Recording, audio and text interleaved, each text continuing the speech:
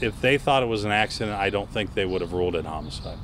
A Cincinnati child's death ruled a homicide. Now the detective on the case tells 9 on Your Side blunt force trauma caused 15-month-old Elijah Obrecht Jr.'s death.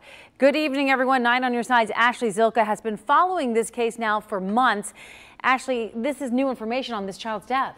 That's right, Tanya. The detective reached out to me because he knew I did an exclusive interview with Elijah Obrecht Jr.'s mother in November.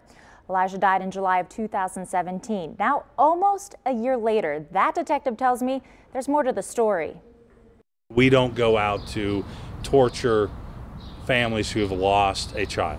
That's not what we do. Cincinnati detective Eric Kraguliff has been on the Elijah Obrecht Jr. homicide case for 11 months. Elijah's mother, Faith Pfeiffer, talked only to 9 on Your Side last year and told us she had nothing to do with her son's death. What is happening is wrong, and I want an answer. I did not do this. Kraguliff says Elijah died because of blunt force trauma to the head. Faith says she and her son went over to her boyfriend, Keith Tabron's house to spend the night. He slept on the floor and never woke up. When I pulled him over, he was purple. The coroner's office and I have discussed what might cause these injuries, and the feeling is the injuries we're seeing would be inflicted by somebody. Tabron was picked up this week for having loaded guns on the floor at the time of Elijah's death. This Thursday, Detective Kraguliff was in court for Tabron's arraignment on those charges.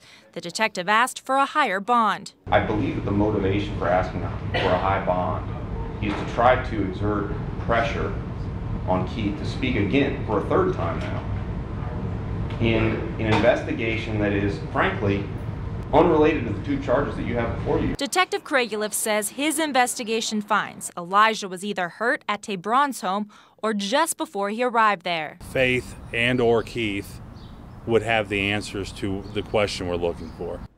Now, I spoke with Faith's attorney again today. He says his client has spoken to investigators 3 separate times without counsel, and she denies any involvement in her son's death. Right now, no one is charged in Elijah's death. The grand jury will hear evidence in June. There is now a reward for information through Crime Stoppers. Tanya?